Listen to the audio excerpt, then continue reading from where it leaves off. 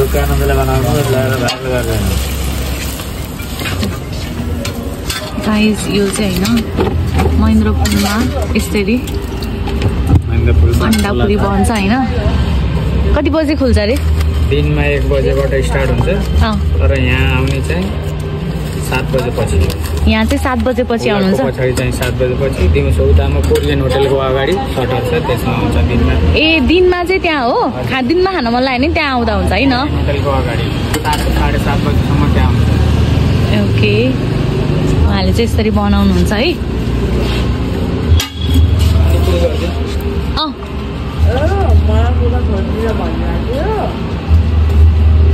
कति भयो नि तपाईले यो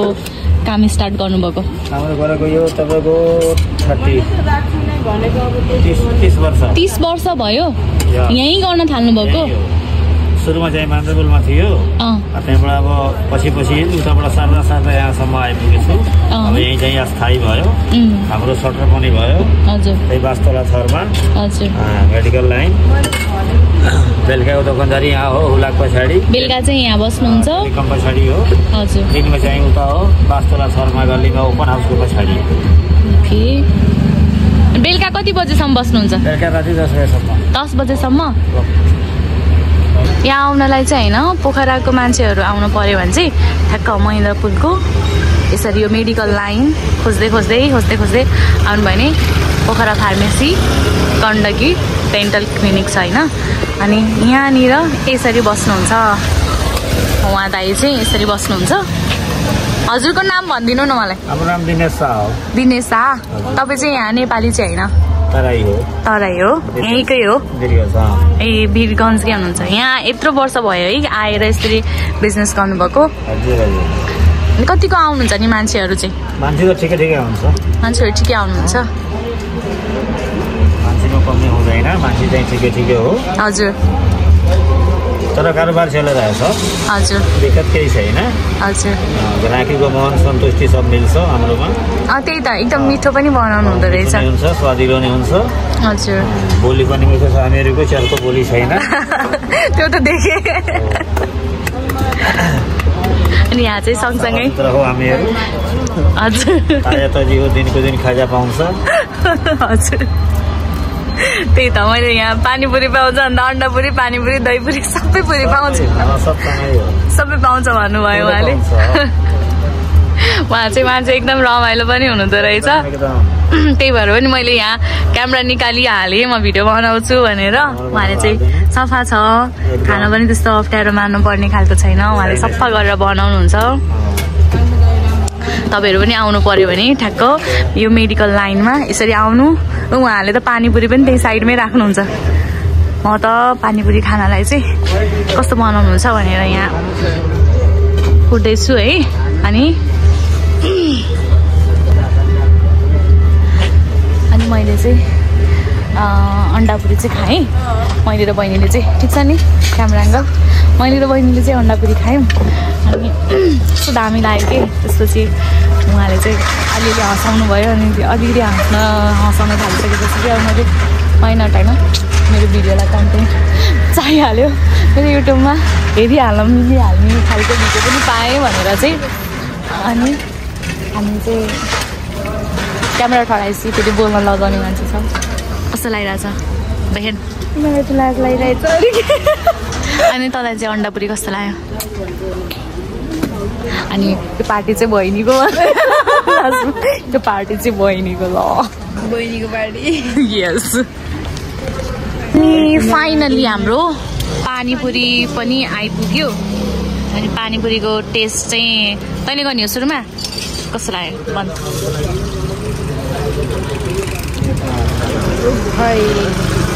उसको रियाक्सन हेरौँ कस्तो छ मुखमा पर्ने बित्तिकै हो मिठो छ अब चाहिँ मेरो पाली छ है कस्तो छ भनेर म चाहिँ ट्राई गर्छु यो चाहिँ तल समात न यो चाहिँ तल समात नफुटेको वाला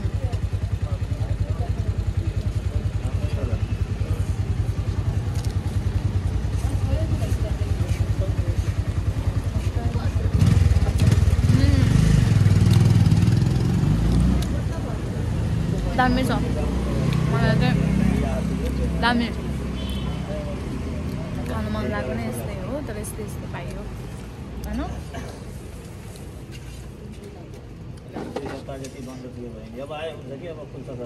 आफूले बनाउने वाला रहेछ कि यो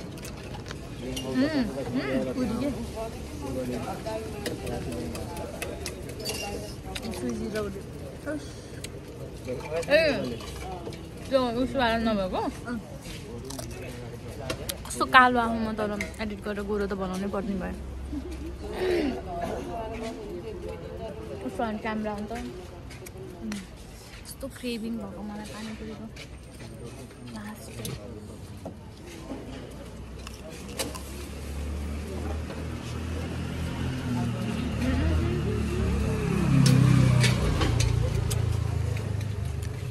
यस्तै खालको खान मन लाग्यो यस्तै खाएँ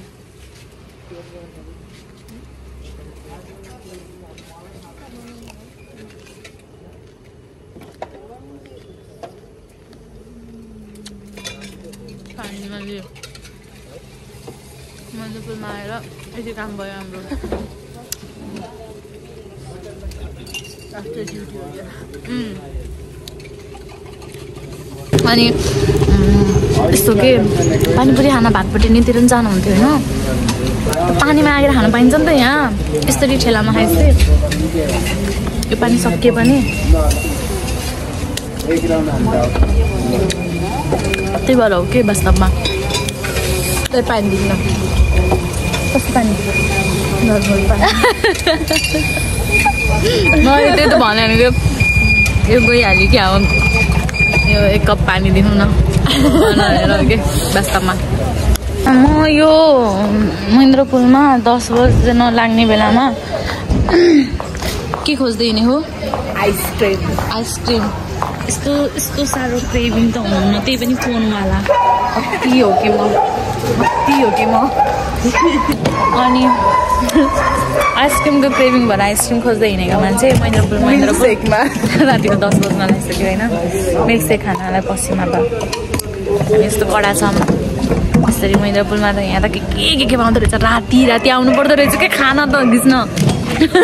मलाई थाहा थिएन राति आउनु पर्दो रहेछ घिच्न यस्तो अनि घर त्यही भएर नि हामी राति नहिँड्ने मान्छे परेछौँ कि मलाई थाहा थिएन मलाई अस्ति लास्ट टाइम उता महेन्द्रपुलमा त्यो दोरी साँझको तलपट्टि मोमो पाउँछ नि थाहा पाएको त्यही पनि पुरा भोलाएर 12 बजी टेलिभिजनको छेउमा अनि आज थाहा भयो यसरी मिल्कसेक पनि पाउँदो रहेछ गाइस चियर्स यस्तो छ है हाम्रो चाहिँ हामी यस्तोवाला पऱ्यौँ चम्चा स्ट्र सोचिराखेको तर चम्चाले रहेछ है म खाएँ ल फेरि खाएँ ल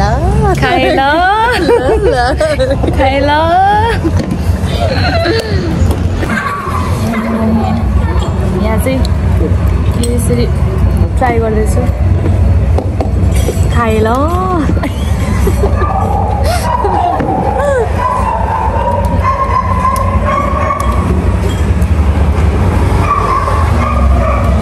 कुल्फी टाइपको माथिबाट टपिङ गरेको के हो पुराउने हजुर पुराउने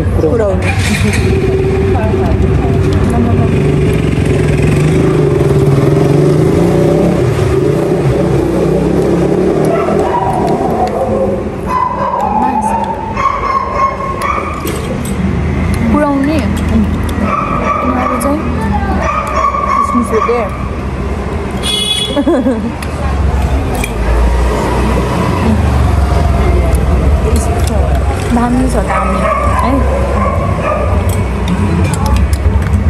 यसलाई चाहिँ नयाँ खानेकुराहरू टेस्ट गरेँ यो देखेँ त फुड ब्लगर बन्दै बोल्थ्यो बब्बाल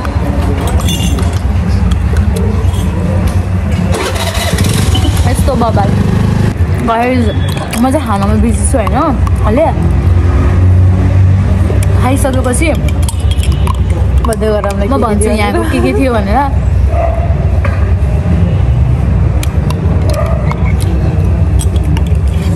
ड्राई फ्रुट्सहरू पनि छ है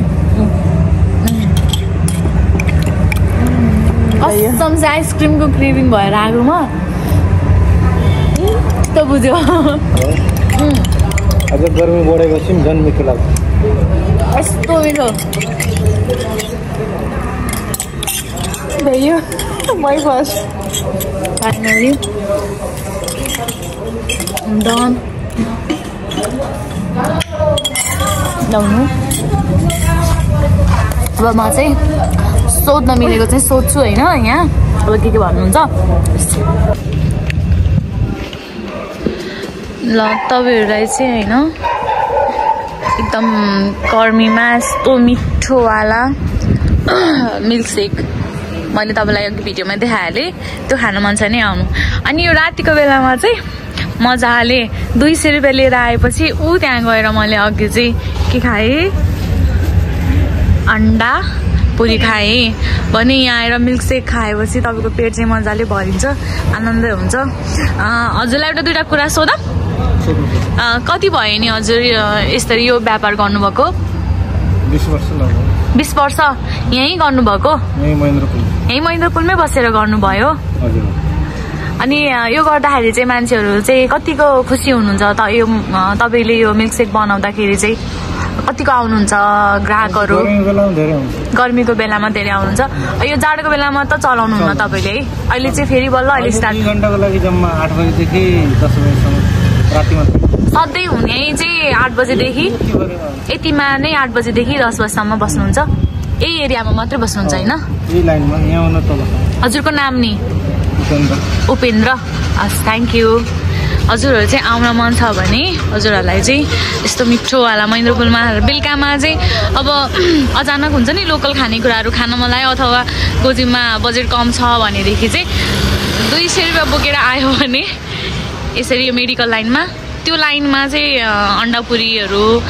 चप चाहिँ पाउँछ भने यहाँनिर चाहिँ उहाँ बस्नुहुन्छ है हाम्रो सर यहाँ बस्नुहुन्छ अनि मिल्क शेक पाउन सक्नुहुन्छ तपाईले त्यहाँ पिरो पिरो खाएर आउनु भयो भने यहाँ आएर चाहिँ चिसो गुलियो खाएर इन्जोय गर्नु होला हस् thank you by by by please मेरो भिडियो चाहिँ मेरो भ्लगमा हेर्न नबिर्सिनु होला म कस्तो कालो देखियो होला छ म काली देखियो होला के म जता गए नि कालो देखिन्छु त्यस्तो गर्छ भयो हाम्रो भिडियो चाहिँ हेर्न नबिर्सिनु होला मलाई चाहिँ म अहिले पछि एडिट गरेर गोरो बनाउँछु हैन अनि मेरो भिडियोलाई चाहिँ एकदम माया गरिदिनु होला keep supporting guys keep watching my video love you by by गर्न नबिर्सिनु होला लाइक शेयर सब्स्क्राइब गर्न नबिर्सिनु होला